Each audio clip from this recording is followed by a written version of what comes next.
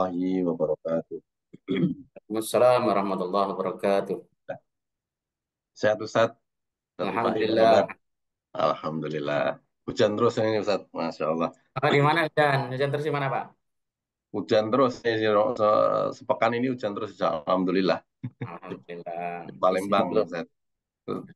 Ustaz di Rawamangun ya, kalau nggak salah ya? Iya, iya, di Iya, Alhamdulillah. daerah situ. Iya. Baik, izin Ustaz kita buka dulu. Sudah jam Monggo. 7. Bismillahirrahmanirrahim. Alhamdulillah, nahmaduhu wa nasta'inuhu wa nastaghfiruh. ونعوذ بالله من شرور أنفسنا من سيئات أعمالنا من يهده الله فلا مضل له ومن يضلل فلا هادي له أشهد أن لا إله إلا الله وحده لا شريك له وأشهد أن محمدا عبده ورسوله لا نبي بعده. Alhamdulillahirrahmanirrahim. Teman-teman, pagi ini hari ini kita jumpa kembali dalam kajian rutin pekanan di hari Jumat ini, hari yang penuh barokah insya Allah di bulan yang mulia. Amin, amin. Alhamdulillah. Jadi pagi hari ini kita insya Allah akan melanjutkan kajian fikih kita bersama guru kita Ustadz Dr. Ahmad Rifai MPDI. Insya Allah di pagi hari ini berkenaan dengan bulan Ramadan juga insya Allah akan membahas tentang fikih zakat. Mudah-mudahan apa yang akan disampaikan menjadi reminder bagi kita, bagi yang sudah tahu dan akan memperdalam lagi tentang fikih zakat. Bagi yang belum tahu insya Allah akan memberikan pencerahan dan mudah-mudahan dapat kita apa nih di bulan Ramadan terutama tentang zakat mungkin nanti akan disampaikan oleh beliau. Baik, tidak panjang kalahan dari saya.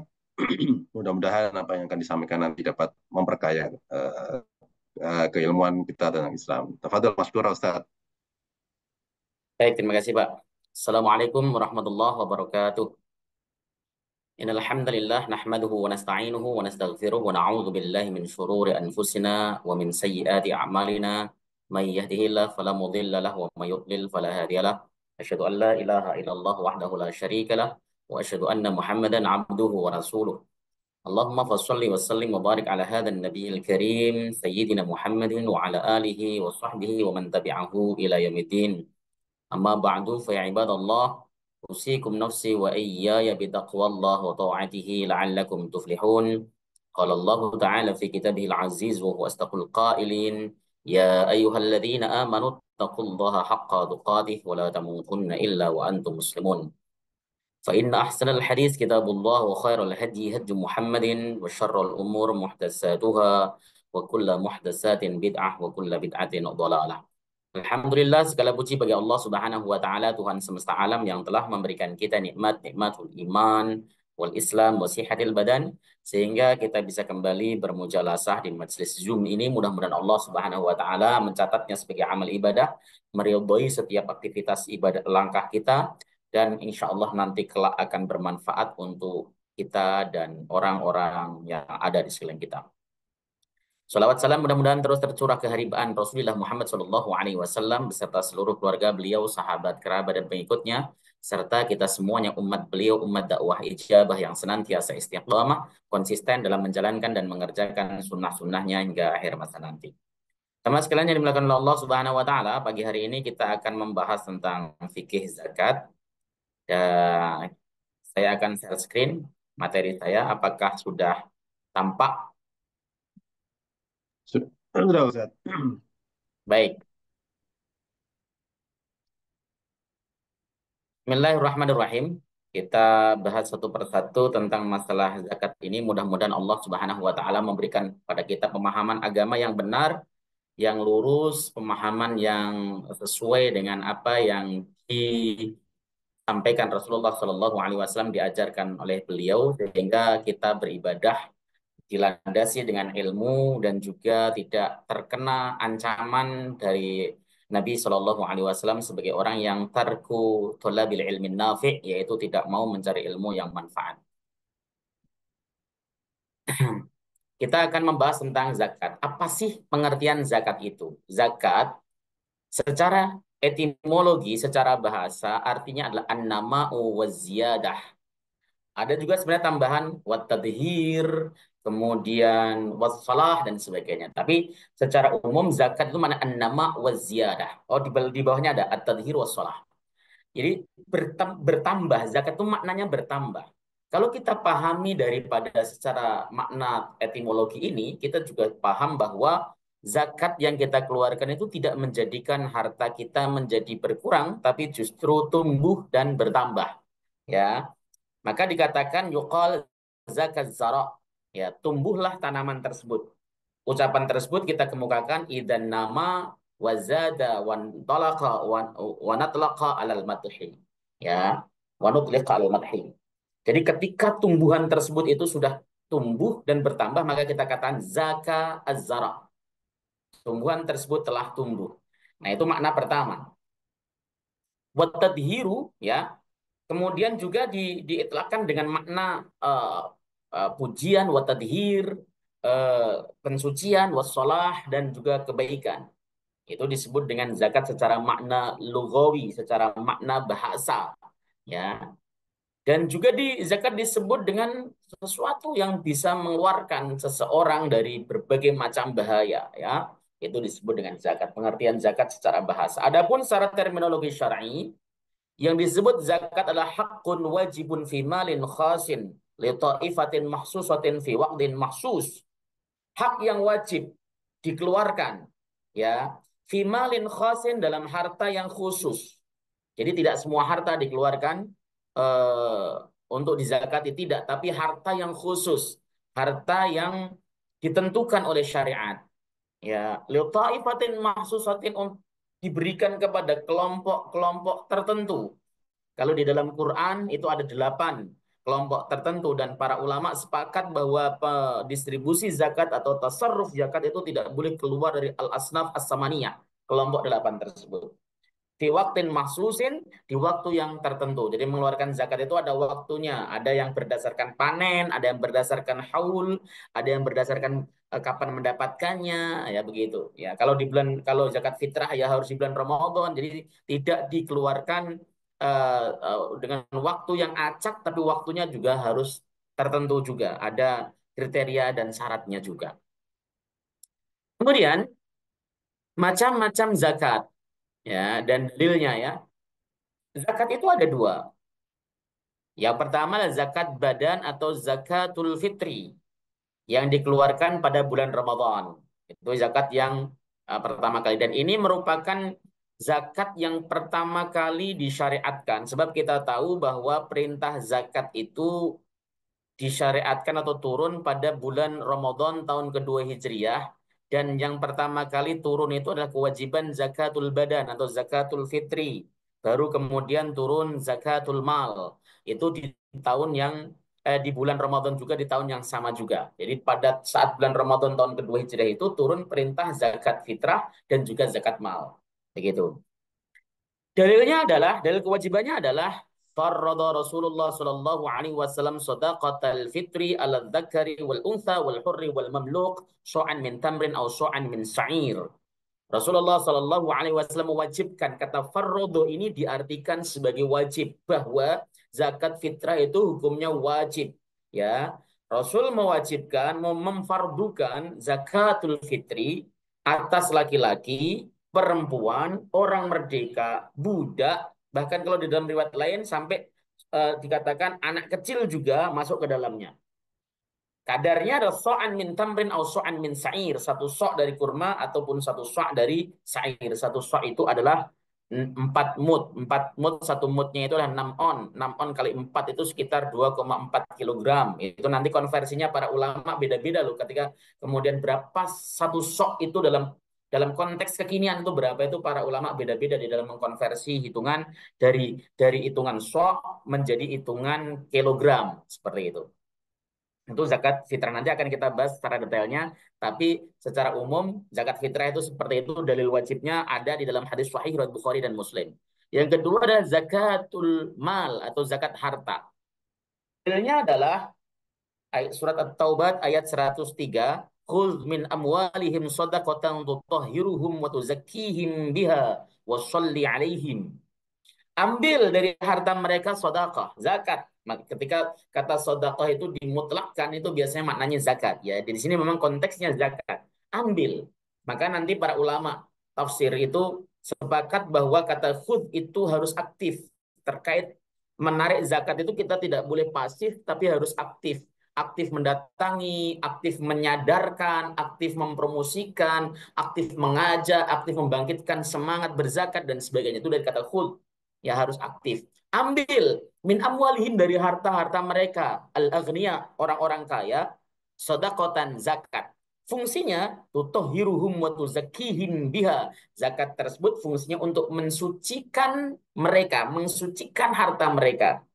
Wasalli alaihim, dan doakan atas mereka. Ini juga perintah ketika kita diberikan zakat, kita disuruh untuk mendoakan si muzaki. Didoakan mudah-mudahan hartanya barokah, hartanya bertambah, makin baik dan sebagainya. Kenapa? Karena doa tersebut akan menenangkan bagi si muzaki. Orang mengeluarkan zakat itu kan artinya secara kasat mata, menurut pandangan mata orang-orang awam itu duitnya berkurang sekian juta untuk dibayar zakat supaya batinnya tenang, maka perlu kita berikan penguatan dalam bentuk doa. Begitu ya, jangan kemudian ketika mendapat zakat dari seseorang atau menerima zakat kita diam saja, tapi tapi kita dianjurkan untuk mendoakan supaya harta yang dikeluarkan tersebut menjadi barokah, yang tertinggal juga menjadi barokah, begitu. Nah, kita masuk kepada zakatul fitr, zakat fitrah. Tujuan zakat fitrah adalah yang pertama, tadhhirus shaim min al-lagwi war-rafas alladhi waqa'a minhu fi athna'i syahr Ramadan. Yaitu membersihkan orang-orang yang berpuasa dari perbuatan sia-sia. Ya, misalnya pas bulan puasa banyak main game, banyak nonton YouTube, banyak melakukan perbuatan sia-sia lain seperti ngobrol yang nggak ada faidahnya. Ngobrol bukan urusan, nggak ada kaitannya dengan urusan agama, nggak ada kaitannya dengan urusan pekerjaan, nggak ada kaitannya dengan urusan dunia dan bisnis, itu termasuk laghu, ya, sia-sia. Ngobrol yang tidak ada faidahnya, ngalor ngidul dan sebagainya, itu sia-sia. Itu dibersihkan dengan zakat fitrah. Warrafas, rafas itu adalah bicara-bicara yang tidak senonoh, ya, ngobrol, ngomong yang sesuatu yang tidak baik, memaki dan sebagainya, itu termasuk dalam kategori rafas. Di bulan Ramadan mungkin ada yang di jalan senggolan dengan orang, dia memaki-maki atau dia sempat ngomong yang tidak patut dan sebagainya. Yang terjadi di tengah bulan Ramadan itu dibersihkan dengan zakatul fitr, itu tujuannya ya. Jadi tujuan dikeluarkan zakat fitr adalah untuk membersihkan diri kita dari hal-hal yang mengotori saum Ramadan kita. Begitu. Kemudian as-saniyatu, yang kedua, itu amul masakin, ya, wa muasatuhum fil Id. Yang kedua adalah memberikan makan kepada orang-orang miskin dan memberikan keluasaan mereka di hari Id. Artinya orang-orang miskin, orang-orang yang tidak berpunya, orang-orang yang memang tidak berada, di hari Id mereka itu tidak meminta-minta lagi. Mereka mendapat zakatul fitri sehingga zakat tersebut bisa digunakan untuk makan anak dirinya dan anak-anaknya, cukup bisa digunakan untuk bergembira bersama dengan keluarganya, itu tujuannya.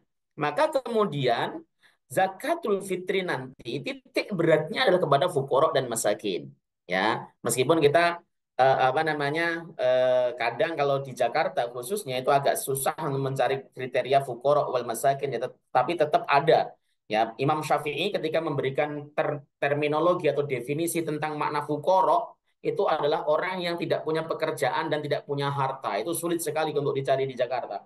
Nggak punya pekerjaan sama sekali, ya, sehingga dia tidak bisa mencukupi kebutuhan dirinya dan keluarganya. Itu disebut fukoro. Kalau miskin, dia itu memiliki pekerjaan tetapi tidak memenuhi untuk tidak mencukupi untuk pemenuhan kebutuhan-kebutuhan pokoknya. Misalnya kebutuhan pokok orang hidup di Jakarta misalnya 5 juta, dia cuma menghasilkan 2 juta sebulan misalnya. Ya. Ya untuk makan sih bisa, cuman tidak standar. Misalnya makan hanya sekedar nasi, pakai serundeng misalnya, atau nasi pakai garam misalnya, ya bisa makan tetapi kurang misalnya, atau makan yang mestinya idealnya 3 kali dia cuma 1 kali, itu disebut miskin ketika dia memiliki pekerjaan, memiliki harta tetapi tidak cukup untuk memenuhi kebutuhannya, masuk ke dalam miskin. Nah ini kalau di kampung-kampung itu masih banyak, tetapi kalau kemudian di Jakarta agak sulit saya rasa untuk mencari kriteria-kriteria yang betul-betul fuqara wal masakin seperti itu. Nah ini sasaran dari zakatul fitri. Wa dalilu dzalika hadits Ibnu Abbas radhiyallahu taala anhu. Dalilnya adalah hadis dari Ibnu Abbas, ya, radhiyallahu taala anhu. Qala beliau berkata, farrada Rasulullah sallallahu alaihi wasallam zakat al-fitri tuhratan lis-shaim min al-lagwi war-rafas wa tu'matan lil masakin. Rawahu Abu Dawud. Rasulullah Shallallahu Alaihi Wasallam mewajibkan zakatul fitr sebagai pembersih bagi orang yang berpuasa dari perbuatan sia-sia dan rafas dan untuk memberikan makan bagi orang-orang miskin. Itu tujuannya pokoknya ini nanti. Ya, itu tujuan dikeluarkan zakatul fitr. Maka seyogianya ketika kita mengeluarkan zakatul fitr, ketika mengeluarkan beras, keluarkanlah beras yang minimal adalah beras yang kita makan sehari-hari minimal. Kalau kemudian lebih baik daripada itu, lebih keren. Misalnya sehari-hari kita hanya makan beras IR64 misalnya, yang pulen misalnya, kemudian kita upgrade zakat fitrah kita sampai kepada beras rojo lele, itu keren, itu lebih bagus. Kenapa? Karena membahagiakan orang orang miskin. Jangan malah kebalik, kita biasa makan beras IR64, malah kemudian kita keluarkan zakat fitrah dari beras raskin misalnya, itu tidak diperbolehkan ya. Itu tidak diperbolehkan, itu menyakiti orang-orang miskin namanya. Nah, siapa yang wajib membayarnya? Yang pertama, al-awwalu kullu muslimin wa muslimatin saghirin au kabirin hurrin au abdin. Nah, setiap kaum muslim wajib mengeluarkan zakat. Laki-laki kayak perempuan, tua, kecil ataupun tua, merdeka atau budak, semuanya wajib mengeluarkan zakat. Sampai bayi yang baru lahir di bulan Ramadan misalnya, itu tetap wajib dikeluarkan zakat. Ya, semuanya, tidak boleh ada yang tidak, harus terhitung semuanya. Ya. Nah, kecuali kecuali memang orang tersebut tidak mampu membayar zakat. Ya, dia Muslim, dia memiliki keluarga 5 misalnya, tetapi di rumah tidak ada apa-apa misalnya, ya tidak wajib membayar zakat. Maka ada syarat yang kedua, asani, ya apa namanya, milku ma yazidu ala hajati wa hajati man ya'uluhu fi yaumil id. Dia memiliki sesuatu yang melebihi dari untuk kebutuhan pemenuhan hajatnya dan hajat keluarganya di hari Id. Artinya di rumah itu ada beras atau ada duit yang kalau kemudian seandainya dikeluarkan zakat fitrah, itu keadaan di rumah itu tidak terpengaruh secara signifikan. Artinya ya tetap masih bisa makan, masih bisa membuat lontong, ketupat di hari Id, itu masih bisa. Ya, tetapi kalau di rumah sudah ada apa-apa, duit misalnya ya cuma tinggal 10.000 misalnya, sementara beras ya hanya sekedar 1 liter, ya hanya cukup untuk makan dia dan keluarganya, maka dia tidak wajib untuk mengeluarkan zakat. Nggak wajib, malah berhak mendapatkan zakat. Dia mendapat zakat dari siapa saja boleh diterima, dan setelah mendapat zakat itu dia tidak wajib mengeluarkan zakat lagi. Kenapa? Ya karena dia mustahik. Jangan kemudian karena banyak sekali orang-orang miskin itu dia membayar zakat nunggu juga dikasih zakat. Ya, ini salah ya, karena dia sudah gugur kewajibannya untuk membayar zakatul fitr. Ya, jadi nggak usah khawatir kemudian puasanya diterima atau tidak, karena ya dia sudah gugur kewajibannya, diterima insya Allah puasanya jika kemudian dilakukan dengan baik dan benar. Ya, jadi kalau ada orang yang nggak mampu mendapat zakat dari 3 masjid misalnya, dikumpulkan kok ada 10 liter, ya jangan, nggak usah dikeluarkan lagi untuk membayar zakatnya, nggak perlu, karena dia sudah gugur kewajibannya ya. Harus di samping Muslim, dia juga harus memiliki sesuatu yang lebih untuk memenuhi kebutuhan dia. Kebutuhan paling dasar kan makan. Ya makan itu kan nggak hanya beras, tapi juga harus ada lauknya, begitu kan? Itu kebutuhan yang paling mendasar. Kalau punya duit cuma hanya 20.000, kemudian beras 1 liter dan sebagainya, ya dia tidak kewajiban zakat, malah berhak untuk mendapatkan zakat. Itu seperti itu. Siapa penerimanya? Nah, ini beda pendapat untuk zakat fitr. Penerimanya beda pendapat. Wadhaba Imamul Ahmad anna zakatal fitri la tu'ta illa lil fuqara'i wal masakini.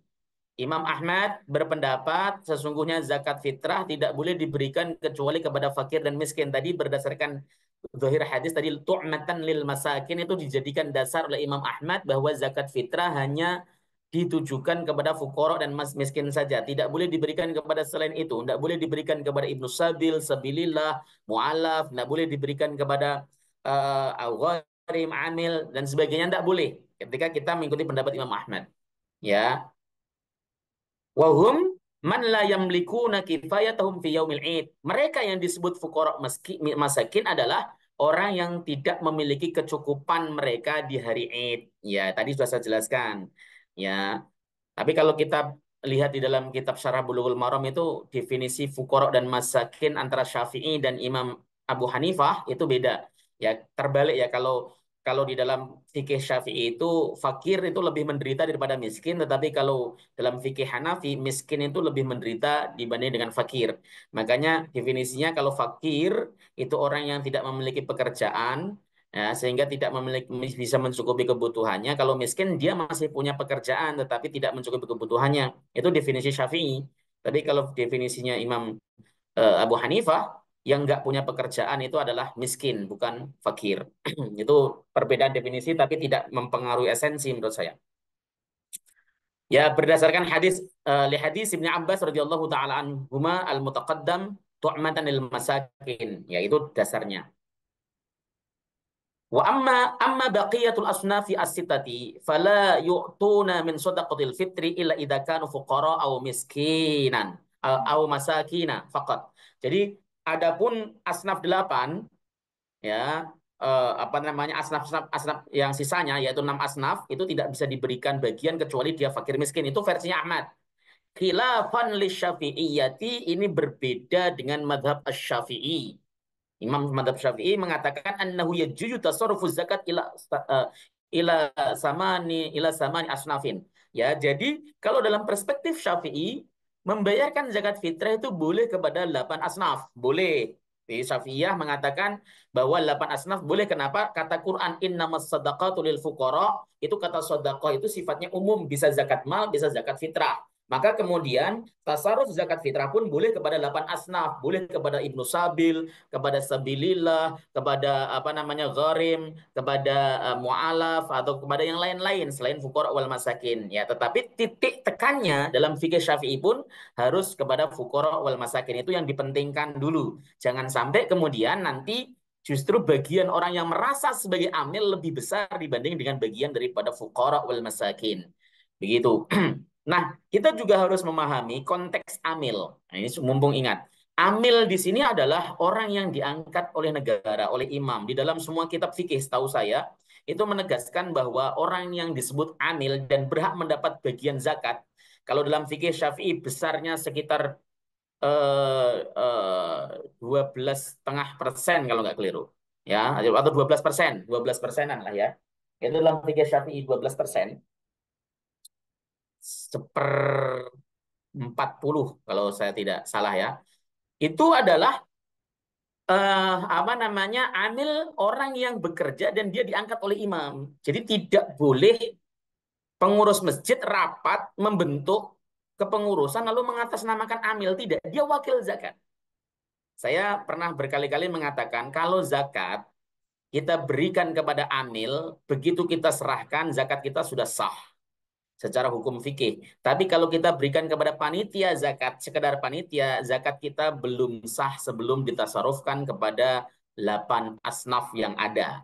Belum sah. Kalau kemudian misalnya kita ke panitia, panitia kok belum bagi, misalnya disimpan, zakat kita belum sah. Tapi kalau kepada amil otomatis langsung sah. Maka kemarin saya menawarkan solusi, bikin kepanitiaan zakat, minta surat keterangan, surat penetapan amil kepada KUA setempat, supaya mendapat ketetapan orang tersebut adalah amil yang berhak menerima zakat. Begitu. Nah, berapa kadarnya? Ya, diketerangkan dalam kitab, ya kadarnya so'un min ghalidi qutil baladi an kulli muslimin. Ya, jadi satu so' dari makanan pokok suatu negara. Pada setiap orang muslim itu dikeluarkan satu so'. Nah, berapa ukuran satu sok? Menurut Majelis Ulama Indonesia, satu sok beras itu setara dengan 2,5 kilogram. Ya, ini juga yang ditetapkan atau diputuskan oleh Lembaga Bahsul Masailnya Nahdlatul Ulama, ditetapkan oleh Majelis Tarjihnya Muhammadiyah itu sama 2,5 kilogram. Karena tadi ukurannya sebenarnya adalah satu mud itu 6 on, sementara satu sok itu 4 mud. 6 kali 4, 2,4 kilogram. Maka dibulatkan supaya hati-hati 2,5. Itu versinya Majelis Ulama Indonesia. Namun kalau kita baca kitab Takriratus Sadidah, itu beratnya satu sok adalah 2,79. Itu dalam kitab Takriratus Sadidah. Ya, memang di dalam kitab juga beda-beda. Saya membaca dalam kitab fikih manhaji, beda juga. Itu namanya ketika ada ukuran sok itu kan ukuran tangan berdasarkan pandang mood itu kan panjang tangan begini, tangan seseorang. Ya, itu berpengaruh sekali terhadap beratnya. Apalagi kemudian kalau yang diukur pada masa Nabi adalah kurma, berat jenisnya berbeda dengan beras. Itu yang kemudian menjadi ukurannya berbeda, konversinya itu menjadi berbeda. Ya, maka kalau kita misalnya 2,5 kilogram ya sah karena apa? Sudah ditetapkan oleh Majelis Ulama Indonesia seperti itu, satu stok adalah 2,5 kilogram. Lalu apakah boleh dikeluarkan dalam bentuk uang? Nih, misalnya kita pengen zakat fitrah dengan uang. Apakah boleh? Satu, menurut tiga madhab, yaitu Malik, Syafi'i, dan Hambali, zakat fitrah tidak boleh dikeluarkan dalam bentuk uang. Sebab tidak ada dalil yang menjelaskan kebolehannya. Mereka berpendapat zakat fitrah itu adalah ibadah mahdoh yang sifatnya tauqifi. Tauqifi itu artinya harus berdasarkan dalil, petunjuk, atau arahan atau apa namanya eh, teladan dari Nabi Shallallahu Alaihi Wasallam, dan itu tidak ada. Padahal di zaman Nabi sudah ada uang, tapi tidak dikeluarkan dalam bentuk uang, tapi dikeluarkan dalam bentuk kalau di zaman Nabi itu adalah tamar, kurma, kemudian sair, gandum, ya, dan sebagainya itu ya. Nah, kemudian para ulama ini bertiga, ulama tiga ini sepakat bahwa tidak boleh zakat fitrah dikeluarkan dalam bentuk uang sebab ibadah mahdoh itu ya tinggal dilaksanakan saja sesuai dengan ketentuan yang ada.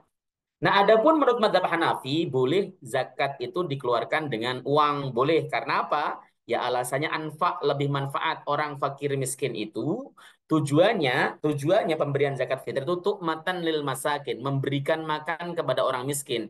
Dan mereka itu tidak cukup hanya sekedar makan saja, makan apa namanya nasi saja, kemudian makan misalnya kurma saja, tanpa ada atribut pendampingnya seperti lauknya atau gizi yang lainnya, itu seperti itu. Yang kedua, mereka mendasarinya dengan sabda Nabi bahwa eh, apa namanya beliau itu mengharapkan supaya orang miskin itu tidak meminta-minta di hari raya. Nah, meminta-minta itu bukan yang sekedar masalah urusan perut, tetapi juga bisa urusan lain, misalnya urusan lauknya, urusan beli baju barunya dan sebagainya. Maka itu dipahami secara semangatnya, secara secara hal yang terkandung di dalam makna hadis tersebut, bahwa oh kalau begitu yang lebih manfaat ya uang. Makanya zakat dikeluarkan dalam bentuk uang. Saya membaca hampir semua fatwa yang ada di seluruh dunia ya, dari Darul Ifta Mesir, kemudian eh, Darul Ifta Jordan, kemudian lembaga Iftanya Maroko, ya itu semuanya memperbolehkan zakat dengan uang untuk konteks kekinian ya, kecuali Darul Lajnah Daimah lil Buhus Islamiyah Saudi Arabia itu masih melarangnya, tetapi selain Saudi itu sudah memperbolehkan semua zakat dengan menggunakan uang. Dan ini yang kemudian di pendapat ini yang diambil oleh Majelis Ulama Indonesia, karena kita tahu bahwa Majelis Ulama Indonesia itu manhaj fikihnya kan manhaj taisir ya, manhaj yang mudah yang tidak menyulitkan. Dan ini pula yang kemudian disepakati juga oleh Muhammadiyah dari Majelis Tarjihnya dan Nahdlatul Ulama dalam dalam lembaga Bahsul Masailnya itu mengatakan boleh, dan nilainya adalah uang yang senilai 2,5 kilogram beras. Selama ini kan muncul wacana dari para ustadz dan para kiai bahwa mengeluarkan uang dengan 2,5 gram 2,5 kilogram beras itu tidak sah sebab itu dianggap talfik. Tetapi para eh, apa namanya ulama yang duduk di Majelis Ulama Indonesia dalam komisi fatwanya, kemudian Tarjih Muhammadiyah, LPM-nya Nahdlatul Ulama dan sebagainya memperbolehkan itu dengan 2,5 kilogram seperti itu ya. Kalau kemudian ada yang pengen mengaplikasikan karena kesulitan untuk mendistribusikan beras ya boleh mengikuti pendapat yang seperti ini, boleh. Kalau kemudian saya pengen selamat dalam dalam arti bahwa saya pengen beribadah itu tidak menimbulkan syak, misalnya misalnya semua madhab memperbolehkan ya silahkan menggunakan makanan pokok. Yang penting tunaikan zakat dengan sebaik-baiknya. Kalau perlu jangan kemudian terlalu terlalu pas, misalnya 2,5 ya pas bener itu jangan, tetapi dilebihkan karena zakat itu kalau tidak tidak pas atau kurang itu tidak sah begitu. Kalau lebih maka kelebihannya akan jadi sedekah seperti itu. Kapan waktu pembayarannya? Zakat fitrah boleh dibayarkan ketika bulan Ramadan telah masuk. Ini pendapat mazhab Syafi'i. Jadi begitu masuk bulan Ramadan tanggal 1 sekalipun itu sudah boleh bayar zakat fitrah. Versinya Syafi'i ya. Adapun versinya Malik, versinya Imam Ahmad boleh mundur cuma sehari 2 hari. Misalnya Lebaran tanggal 30 ya berarti tanggal 27, 28 itu boleh untuk mundur di hari-hari itu. Tetapi kalau kemudian sampai awal Ramadan, tengahan Ramadan sudah buka zakat fitrah, itu hanya boleh atau dalam perspektifnya fikih Syafi'i itu boleh. Dan yaitu diperbolehkan dalam perspektif madhab Syafi'i. Namun waktu yang utama adalah malam Id, ya hingga sholat Id dikerjakan, yaitu waktu pelaksanaannya. Pembayaran di hari Id masih sah namun makruh. Ini juga pendapat dari madhab Al-Imam Asy-Syafi'i. Jadi kalau ada seseorang ya membayar zakat di hari Id, misalnya setelah sholat Id, jam 10 dia baru ingat belum bayar zakat, dibayarkan itu sah. Ya, meskipun hukumnya makruh. Hadis yang mengatakan itu tidak sah, dipahami oleh madhab Syafi'i adalah memiliki makna makruh. Larangannya dalam arti makruh, bukan dalam arti betul-betul batal karena hari itu masih dianggap sebagai hari Id. Tetapi kalau kemudian bayarnya telah lewat hari Id, hari esoknya maka disebut dengan qadha. Nah, ini berbeda dengan mazhab Ahmad yang memegang hadis tersebut secara letter luck, mengatakan bahwa orang yang membayar zakat setelah hari Id maka zakatnya tidak sah dan jatuhnya hanya kodok. Kodok zakat ya namanya ya. Ya, bukan bukan melaksanakan ada zakat. Kasus, jika ada anak lahir 5 menit sebelum matahari tenggelam di hari terakhir Ramadan. Ya, misalnya dari terakhir bulan Ramadan, misalnya hari Jumat misalnya, ya, anak tersebut lahir jam 5:50. Sementara maghrib jam 6 pas misalnya lahir, maka anak tersebut harus dizakati. Kenapa? Karena dia mendapati juz atau bagian daripada Ramadan dan mendapati juz atau bagian daripada bulan Syawal. Ya, syaratnya begitu. Nah, jika ada orang wafat 5 menit sebelum matahari tenggelam di hari terakhir di bulan Ramadan, ya, jam 5:50 kok dia wafat, misalnya, maka ia tidak dizakati, tidak dibayarkan zakat fitrahnya. Apa alasannya? Karena dia belum mendapati satu bagian di bulan Syawal. Jadi syaratnya untuk wajib zakati adalah dia menemukan satu bagian di bulan Ramadan dan satu bagian di bulan Syawal. Seperti itu. Kita akan bahas zakat mal. Zakat mal, ya, itu ada berbagai macam, ada zakat an'am, zakat peternakan, ada kambing, ada sapi, ada unta dan sebagainya. Itu syaratnya nisab dan haul. Nisabnya beda-beda ya. Kalau unta itu 5, misalnya kambing itu 40 dan sebagainya, itu ada aturannya secara spesifik. Nanti suatu saat kalau antum pengen nanya secara spesifik saya jawabin. Karena apa? Karena ini memang apa namanya cukup pelik ya. Hanya saja dan jarang juga kita praktekkan kecuali kita memang memiliki peternakan yang sangat banyak. Kemudian zuruk pertanian. Ya, nisabnya itu 750 kilogram bersih dari kulit. Ya, jadi kalau padi itu sudah jadi beras, 750 kilogram beras kalau ukuran nisabnya. Jadi kalau kemudian kita mengkalkulasi padi yang bagus misalnya, kalau kemudian digiling menjadi 750 kilogram beras, maka dia masuk nisab. Dulu di kampung kami, 750 kilogram itu kalau padi masih dalam bentuk padi, itu adalah sekitar 1 ton. 1 ton itu ketika digiling hasil bersihnya 750 kilogram. Nah, ketika kita panen, lalu hasilnya kemudian 5 ton, maka harus dikeluarkan zakat. Ya, tergantung apakah kemudian dia termasuk tanah tada hujan ataukah tidak. Kalau tada hujan dikeluarkan 10%, kalau dia pakai biaya maka dikeluarkan 5%. Nah, ada perbedaan pendapat. Dalam mazhab Syafi'i, pertanian itu ya begitu panen itu dikeluarkan zakat dulu sebelum dihitung apa-apa. Dikeluarkan zakat dulu, misalnya 2 ton, langsung dipotong 5% dikeluarkan zakat. Itu mazhab Syafi'i. Tetapi jumhur ulama dalam 3 mazhab itu mengatakan tidak. Caranya bukan begitu, tetapi dipotong dulu dari biaya-biaya yang dikeluarkan pada saat bertani. Misalnya beli pupuk, kemudian biaya untuk mencabut rumput, biaya menanam, dan dikeluarkan dulu biaya-biayanya. Ya, jadi dari panen misalnya 2 ton tadi dikeluarkan itu semuanya, biayanya kira-kira habis berapa? Dikeluarkan jadi pengurang. Hasilnya kurangnya tersebut misalnya masih ada sisa 1 ton, masih wajib zakat, baru dikeluarkan zakatnya. Itu menurut jumhur ulama dan ini yang dipraktekkan oleh Abdullah bin Umar. Ini pula yang kemudian apa namanya dilakukan oleh para salaf zaman dahulu begitu kan. Dan ini dianggap sebagai langkah yang lebih lebih konkret, lebih masuk akal untuk zaman sekarang di tengah harga pupuk yang gila-gilaan, yang mahalnya, biaya perawatan padi yang luar biasa, maka petani itu kemudian ketika dia mendapatkan hasil pertanian, nggak langsung kemudian dikeluarkan 5%, tetapi dikurangi dulu biaya-biayanya, ya dipotong dulu biaya-biaya, baru dikeluarkan, sisanya dikeluarkan zakat 5%. Kalau di bawah nisab ya tidak dikeluarkan zakat. Seperti itu pendapat mayoritas ulama, kecuali madhab asy-Syafi'i seperti itu. Kemudian nakdain, nakdain itu emas perak.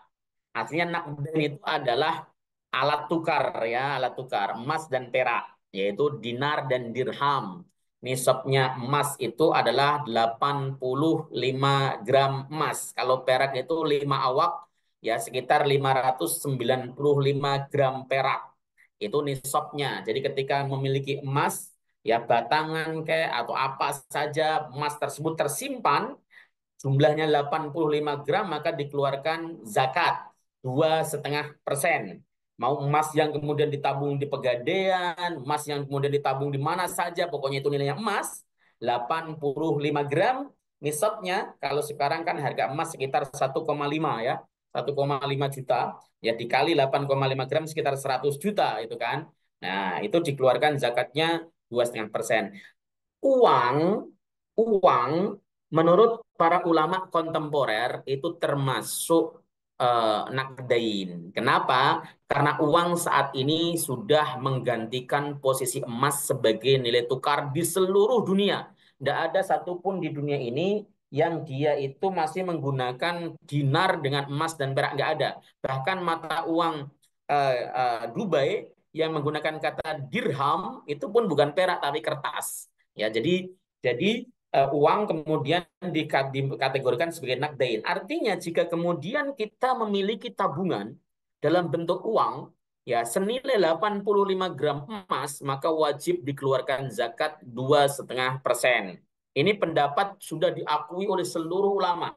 Dulu memang Nahdlatul Ulama di dalam buku Ahkamul Fuqaha di putusan-putusan tahun 1930-an pada masa-masa dulu itu mengatakan bahwa tabungan uang tidak wajib dikeluarkan zakat karena memang di dalam usul fikihnya dalam fikih Syafi'iyah itu bahwa fulus itu tidak termasuk dalam bagian nakdain, tidak boleh disamakan dengan emas dan perak, konsekuensinya maka uang tidak dizakati. Tapi kemudian sudah perbarui lagi di dalam putusan Ahkamul Fuqaha Nahdlatul Ulama di tahun 1980-an kalau saya tidak salah itu mengatakan bahwa punya tabungan uang harus dikeluarkan zakat 2,5% sebab posisi uang sudah menggantikan emas dan perak. Kalau uang tidak dianggap sebagai nakdain, nanti berarti tidak ada istilah riba terkait dengan masalah uang. Nah, ini pendapat mayoritas ulama yang apa namanya berlaku di dunia saat ini. Jadi kalau antum memiliki tabungan sekitar 200 juta, 100 juta, maka dikeluarkan 2,5%-nya. Ya, itu misalnya seperti itu. Nah, ada yang unik. Kalau kita lihat pendapat para ulama, ya, mereka mengatakan nisab uang itu bukan emas tetapi perak. Karena memang tidak ada aturan baku harus emas, itu enggak. Tetapi nisabnya adalah samakan dengan nakdain. Nakdain itu isinya dua, emas dan perak. Kalau kemudian nisab uang yang harus dikeluarkan adalah setara dengan nisab perak 595 gram, perak 1 gram hari ini, saya cek kemarin ya, ketika saya ngajar, itu sekitar 17.000 1 gramnya. Kalau kali 595 itu 10 juta. Kalau antum punya uang 10 juta, maka dikeluarkan zakat. Itu sebagian ulama kontemporer mengatakan begitu, supaya apa? Supaya orang pada membayar zakat. Tetapi ini dibantah oleh uh, apa namanya Abu Malik Said Kamil di dalam kitab Sahih Fikih Sunnah, bahwa orang yang memiliki uang setara dengan nisab perak itu dianggap bukan orang kaya. Karena tidak ada orang yang menganggap orang punya duit 10 juta itu kaya. Yang dianggap kaya itu kalau sudah memiliki uang setara dengan nisab emas. Makanya beliau sepakat menggunakan ukuran nisab bagi uang adalah emas, bukan perak. Tetapi kalau kemudian kita menggunakan nisabnya perak ya silahkan saja ya, karena itu lebih baik. Kalaupun zakatnya tidak sah kan bukan berarti haram, tetapi jatuh kepada sedekah, itu seperti itu. Ya silahkan kalau kemudian memiliki uang apa namanya setara dengan 595 gram perak, itu seperti itu. Yang kedua adalah haul, artinya 1 tahun. Kalau punya emas atau punya uang di tabungan baru sekitar 2 bulan 3 bulan belum wajib. Misalnya Bapak baru nabung di bulan Sya'ban kemarin. Karena hitungan haul itu hitungan tahun Hijriah ya, bukan hitungan tahun miladiyah atau Masehi, tetapi Hijriah. Tahun hitungannya adalah Hijriah. Kalau misalnya bulan Sya'ban kemarin kita nabung misalnya duit 100 juta misalnya, hari ini masih di tabungan, itu bulan Ramadan ini belum wajib membayar zakat. Tetapi kalau mau dibayarkan ya boleh, nanti ada syarat takjil zakat di belakang, insya Allah. Kemudian tijarah, perdagangan. Perdagangan itu juga nisabnya setara dengan nisab emas dan perak. Perdagangan, ya. Dagang itu bukan hanya masalah urusan memperjualbelikan barang, tetapi juga jasa. Karena di dalam kitab Kifatul Ahyar yang disebut dengan dagang adalah apa namanya, mentasarufkan uang atau dirinya. Maka ada makalahnya berbunyi, idza ajara sahsun nafsahu aw malahu bi'audin biqasdi tijaratin sara dalikal ud mala tijaratin. Ya, jika ada orang itu memperdagangkan hartanya atau dirinya, memperdagangkan diri kan jasa artinya. Kita bekerja itu jasa. Bi'audin untuk mendapatkan aud, balasan, upah. Soro dalikal out malah tijarotin, maka jadilah upah tersebut sebagai harta tijarah. Jadi kalau kemudian ada orang kemudian bisnis jasa, punya perusahaan jasa, contoh jasa paket, antar jemput paket dan sebagainya, itu termasuk bagian yang masuk kepada zakat tijarah nanti.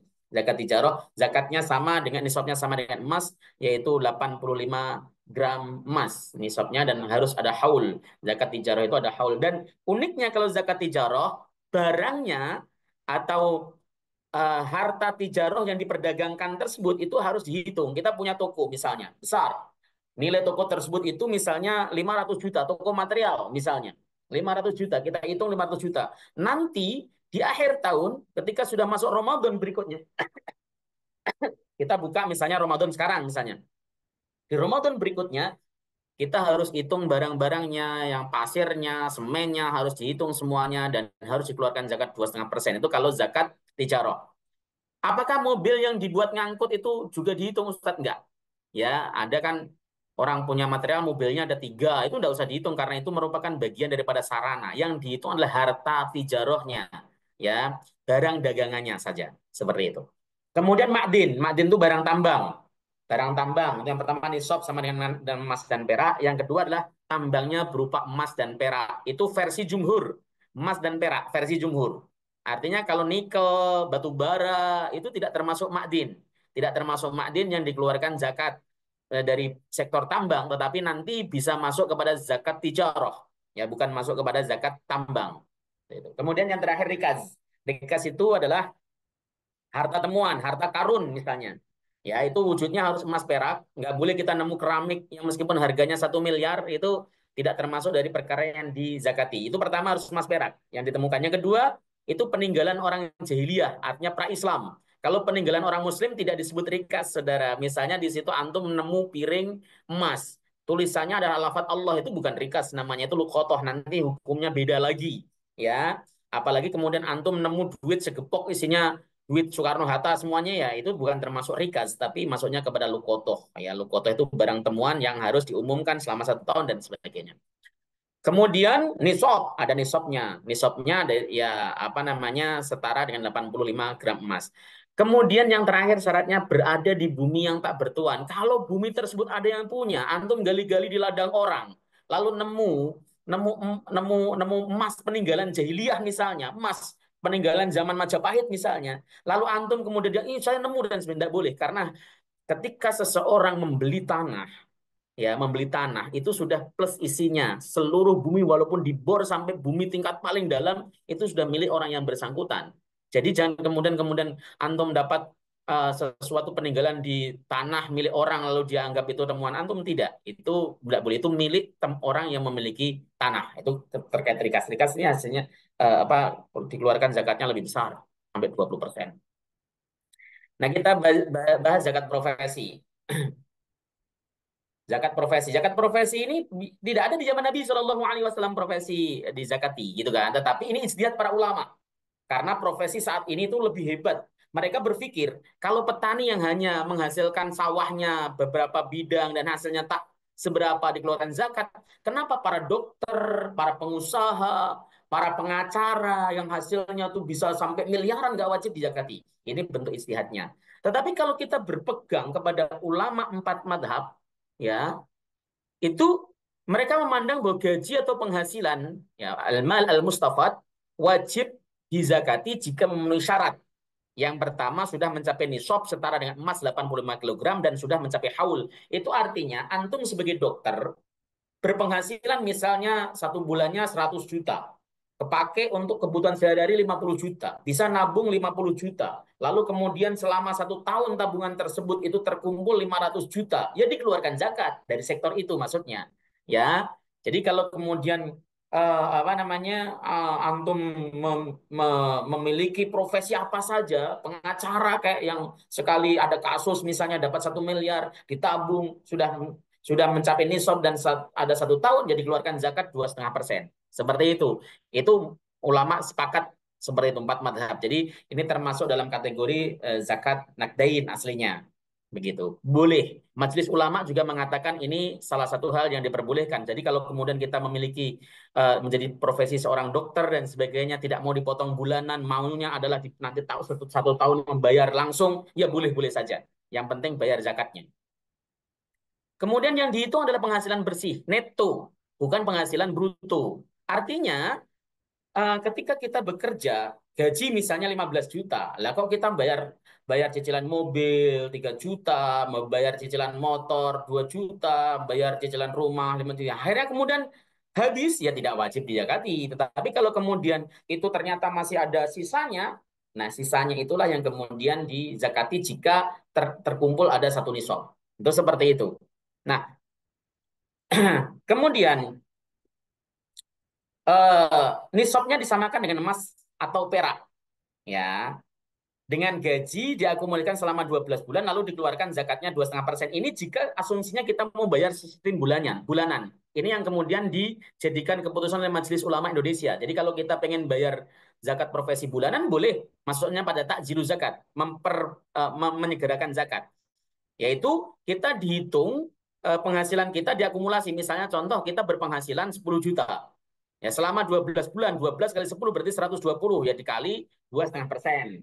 Nah, itu diestimasikan karena itu merupakan mal mustafad, al-malul mustafad, maka itu diakumulasikan pasti nanti selama 1 tahun 120 juta. Berarti dari awal ketika saya mendapat gaji 10 juta langsung dipotong 2,5%. Itu keputusan Majelis Ulama Indonesia. Ya, hanya saja nanti akan ada sedikit polemik terkait masalah apakah itu dipotongnya bruto atau neto, begitu.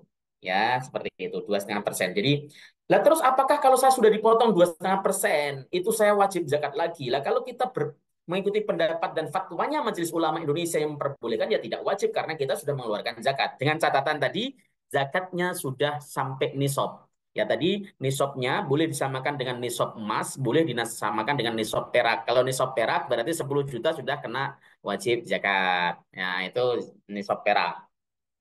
Kalau seandainya antum gajinya misalnya sudah sampai 15 juta, 20 juta, lalu dipotong 2,5%, sudah boleh diniati itu jadi zakat ya. Itu masuk takjilul zakat sebab sudah masuk secara nisab, nisab hitungan perak, bukan emas karena itu opsional. Boleh ngikutin nisab emas, boleh ngikutin nisab perak. Contoh nggak perlu saya bahas karena waktunya sudah mepet ya. Zakat perhiasan.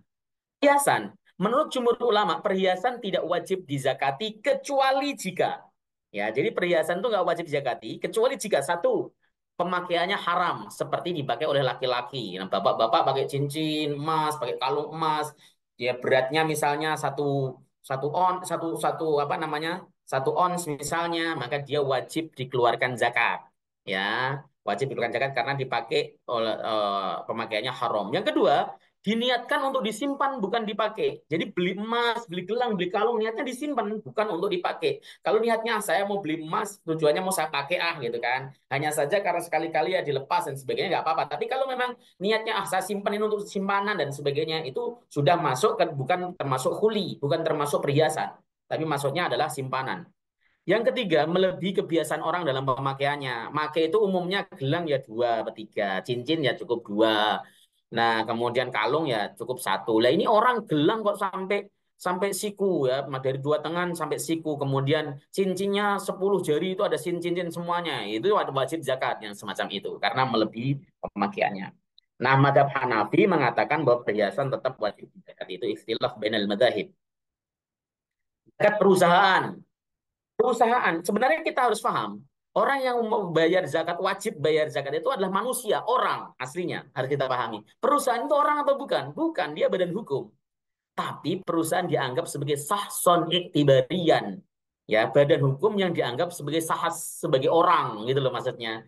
Ini juga ijtihad, ini berdasarkan konferensi Kuwait ya. Di Kuwait itu pernah ada pembahasan konferensi ulama fikih dunia di sana. Lalu kemudian apa namanya diputuskan bahwa perusahaan wajib dizakati dan itu sudah ada dalam undang-undang zakat juga sama bahwa perusahaan itu wajib dizakati. Perusahaan itu masuk dalam kategori syirkah, syirkah yaitu banyak orang punya modal jadi satu disebut sahsan iktibarian. Nah, perusahaan adalah harta, maka masuk zakat mal. Wajib dikeluarkan zakat berdasarkan neraca, bukan berdasarkan untung rugi. Ini kalau perusahaan memiliki catatan neraca. Tetapi ada buku kitab fikih atau buku fikih kontemporer lain yang mengatakan boleh juga dengan sistem dengan untung rugi dari perusahaan. Jadi cara menghitungnya adalah aset apa namanya hasil ya hasil perusahaan selama 1 tahun tersebut dikurangi dengan hutang-hutangnya, baru kemudian hasilnya dikeluarkan zakat 2,5% karena sesuai dengan nisab emas dan perak. Itu pun dengan catatan bahwa seluruh orang yang terlibat dalam perusahaan tersebut yang memiliki kontribusi itu adalah orang Muslim semuanya.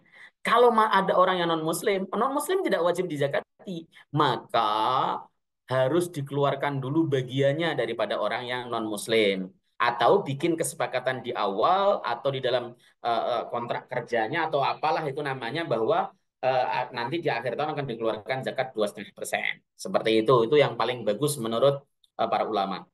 Yang kedua adalah disamakan dengan zakat tijaroh, baik di dalam nisab ataupun kadarnya ya 2,5% tuh. Itu. Kasus takjil zakat, mendahulukan atau menyegerakan zakat.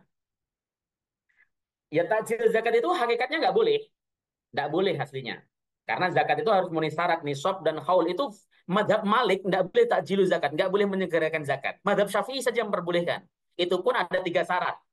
Ini 3 syarat. Yang pertama, muzaki, si pembayar zakat harus tetap menjadi muzaki sampai akhir tahun. Artinya dia tidak bangkrut. Dia tetap kaya hingga akhir tahun. Kalau bangkrut, zakatnya tidak sah.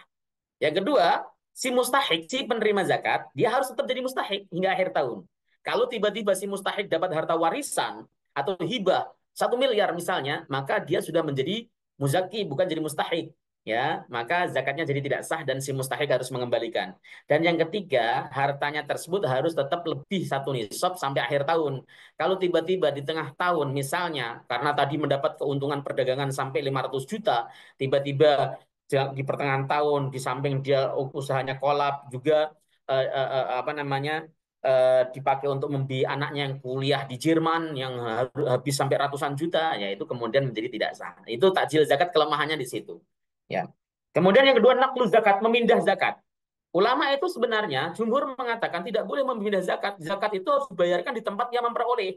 Kalau kita misalnya bekerja di Jakarta selama 1 tahun misalnya, lalu kemudian bayar zakatnya di kampung, itu menurut jumhur ulama tidak boleh. Kecuali di Jakarta nggak ada orang yang berhak menerima zakat, yaitu boleh naflu zakat. Seperti di Saudi Arabia itu kan sulit mencari orang yang berhak menerima zakat, maka boleh dinaflu zakat. Itu pendapatnya Imam Kofal ya, naflu zakat itu boleh. Tapi kalau kemudian masih ada ya enggak? Yang terakhir, ulama ulama sepakat bahwa zakat boleh ditasarufkan kepada selain asnaf 8. Sehingga zakat tidak boleh diberikan kepada masjid, ngaji, ataupun takmir yang mampu. Kecuali menurut pendapat sebagian ulama mutakhirin seperti Syekh Nawawi, Syekh Jadul Haq, ya memaknai sabilillah dengan kullu sabilin khair.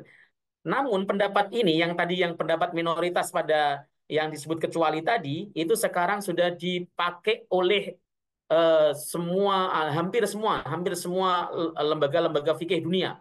Majelis Ulama Indonesia memperbolehkan menasarufkan zakat kepada guru ngaji, kepada takmir, kepada siapa saja ya yang dia memang melakukan kebaikan. Muhammadiyah boleh, NU juga boleh dalam LBM-nya. Kemudian setelah itu Darul Ifta Mesir juga boleh, Darul Ifta Jordan juga boleh, Darul Ifta Saudi memperbolehkan untuk buat menerbitkan buku dan kemudian diberikan kepada para pada tolabul ilm dan sebagainya ya seperti itu. Wallahu taala alam biswab. Silakan kalau ada muskilah. Waktunya mepet sekali masya Allah. Syukron ya Ustaz. Ada beberapa yang sudah menulis di kolom chat ya. Satu-satu saya bacakan dulu ya Ustaz ya. Yang Monggo. pertama, mau bertanya Ustaz, bagaimana caranya menghitung haul tabungan kalau uang tabungannya ada yang masuk, ada yang keluar selama masa 1 tahun. Tadi sebenarnya sudah dijawab ya Ustaz ya. Tapi bisa mungkin Ya, saya monggo Ustaz. pertegas bahwa Iya. uang tabungan itu termasuk al-mal al-mustafad penghasilan itu. Jadi bisa di apa namanya diakumulasi ya sistemnya ya. Jadi misalnya kita memiliki harta 100 juta lalu kemudian ada yang kepake, ada tidak dan sebagainya, ada yang nambah, ada yang kurang dan sebagainya. Tidak apa-apa nanti di akhir tahun kok sampai masih nisab ya dikeluarkan semuanya. Nggak usah kemudian ini masuknya kemarin tanggal berapa, bulan apa, nggak usah. Jadi ngikut 1 tahun dari yang pertama, ngikut yang pertama. Yang pertama dianggap sebagai patokannya, keluar masuknya ini ngikut saja langsung 2,5%. Caranya begitu. Baik. Yang kedua, seumpama kita mempunyai tabungan uang 100 juta, tetapi kita juga mempunyai hutang di bank sebesar 200 juta. Itu bagaimana Yus? Apa kita harus mengeluarkan zakat malnya juga? Nah, tadi sebenarnya saya tulis di slide terakhir, tuh nggak kebaca kayaknya nih. Slide terakhir saya, Madhab Syafi'i mengatakan bahwa apa namanya hutang tidak mempengaruhi terhadap kewajiban membayar zakat. Ya, di slide terakhir nih, lihat bisa dibaca. Hutang tidak menghalangi seseorang dari berzakat menurut Madhab Syafi'i. Jadi kita memiliki harta 10 juta, 100 juta, tetapi memiliki hutang 200 juta, ya tetap keluarkan zakat yang 100 juta, itu versi Syafi'i. Karena hutang tidak menghalangi seseorang ya untuk membayar zakat. Itu perspektif madhab Syafi'i dan jumhur ulama. Ada madhab yang mengatakan bahwa hutang menjadi pengurang, itu ada ya, tapi itu pada pendapat yang apa namanya dianggap lemah. Apalagi kalau kemudian hutangnya masih lama kecuali kecuali yang 100 juta digunakan seluruhnya untuk menutup hutangnya maka dia tidak menjadi wajib zakat kecuali gitu ya saya rasa begitu Pak jadi dalam perspektif Syafi'i hutang itu tidak menjadi penghalang seseorang untuk membayar zakat harus tetap berzakat ini yang Muhammad Jailani zakat penghasilan untuk perhitungannya Ya, lewat ya. ya Pak ya tadi sudah saya Ya, jawab ya sudah saya jawab harus haul dan nisab juga. ya, sudah Ustaz ya itu ya. Kemudian di chat masih ada lagi hasil jual kebun, rencana untuk digunakan ke benda yang lain. Apakah wajib dikeluarkan zakat dan kapan dihitung haulnya? Hasil jual kebun digunakan ke benda lain. Kita jual ke yang disebut zakat tijarah itu adalah kita jual beli. Kita beli kebun, lalu kemudian kita jual lagi. Kita buat beli kebun, kita jual lagi gitu kan. Tapi kalau itu kebun warisan itu kebun kita lah. Kita punya kebun.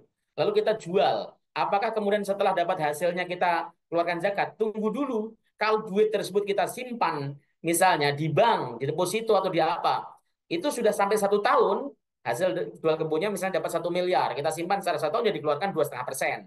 Tapi kalau kemudian hasil jual kebun itu untuk beli rumah, dan ternyata tidak ada sisa sama sekali yang tidak dikeluarkan zakat itu menurut jumhur ulama kecuali pendapat Abu Hanifah. Abu Hanifah keluarkan 2,5%. Ya, kalau Bapak pengen lebih hati-hati ya silahkan menggunakan pendapatnya Abu Hanifah. Tetapi seandainya menggunakan pendapat jumhur, tidak karena itu tidak masuk kepada zakat apapun tijarah, ya bukan karena dia memang menjual kebun untuk kebutuhan lain, misalnya beli rumah, beli mobil dan sebagainya. Seperti itu, Pak. Mudah-mudahan terjawab ya Pak Anwar tadi. Ini di room chat, aduh ada lagi nih masuk lagi. Tadi disampaikan untuk zakat profesi dihitung dari penghasilan bersih bukan dari kotor. Kalau seperti itu apa ini, bisa jadi banyak yang tidak bayar zakat karena terkadang pengeluarannya banyak karena gaya hidup, kebutuhan dan lain-lain. Nah, ini Ustaz. Ya, kalau kita mengikuti pendapatnya Majelis Ulama Indonesia, memang dikeluarkan dengan penghasilan bruto, penghasilan kotor. Ya, ini dikeluarkan misalnya dari 10 juta atau punya penghasilan 15 juta, ya dikeluarkan juga langsung 15 jutanya, begitu kan? Dikeluarkan 15 juta kali 2,5%, itu pendapat Majelis Ulama Indonesia.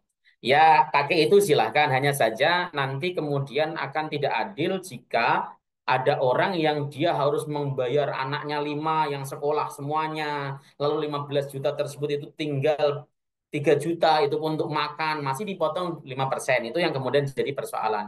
Adapun kalau kemudian masalah gaya hidup dan sebagainya, ya uang penghasilan atau barang apapun yang kita miliki kalau habis pakai untuk produktif apa namanya konsumtif itu memang tidak dikeluarkan zakat. Misalnya contoh ada orang memiliki penghasilan 20 juta. Gaya hidupnya dia makan di restoran dan sebagainya, ganti-ganti mobil, ya itu memang tidak menghalangi kecuali maksud dan tujuannya dia berhambur-hamburan untuk gaya hidup untuk menghindari zakat, itu tetap dikenakan zakat 2,5%. Tapi kalau bukan untuk menghindari zakat, ya memang begitu, itu tidak dikeluarkan zakat. Ya seperti itu karena memang kita apa namanya Islam itu tidak membebani umatnya. Hanya saja kalau yang dipraktekkan di Indonesia itu memang dipotong dengan dari gaji bruto, gaji kotor. Ya pegawai negeri, pegawai-pegawai BUMN itu dipotong 2,5% dari gaji kotor, mengikuti arahan dari Majelis Ulama Indonesia yang diterjemahkan oleh Basnas. Tapi kalau antum apa namanya buka eh, apa namanya ketetapan dari apa lembaga lain yang mengatakan bahwa itu adalah dari gaji bersih atau neto. Oh, ta'ala alam biswab, tetapi boleh untuk kita ikuti karena muncul fatwanya masing-masing kok. Baik, Ustaz. Ustaz ada yang satu raisen di room chat sudah habis. Kita buka untuk Pak Nuryadi. Pak Nuryadi bisa unmute, Pak. Nah, Baik, silakan Pak Nuryadi. terima kasih Ustaz. Ya, terima kasih. Assalamualaikum Ustaz. Ada Waalaikumsalam dua warahmatullahi. pertanyaan. Ada dua pertanyaan. Yang pertama, eh, yang terkait dengan penerima zakat. Di sekitar ada komunitas fakir miskin. Itu ada orang yang taat, ada pelaku maksiat, dan kafir. Terkait dengan pembagian zakatnya itu, apakah secara proporsional atau bagaimana Ustaz? Jadi itu Baik. yang pertama. Yang kedua, terkait dengan pemegang saham tadi, kan sudah dibayarkan oleh perusahaan.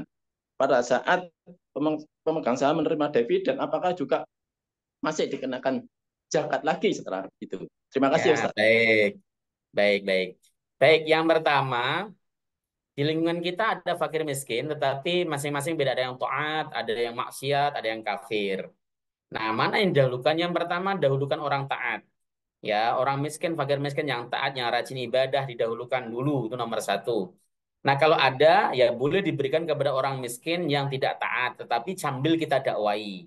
Sambil kita dakwai, sambil kita ajak untuk apa namanya beragama dengan benar. Kalau zakat tidak boleh diberikan kepada orang kafir. Orang kafir meskipun miskin tidak boleh diberikan zakat karena zakat itu ibadah, tidak boleh diarahkan kepada orang yang non muslim seperti itu.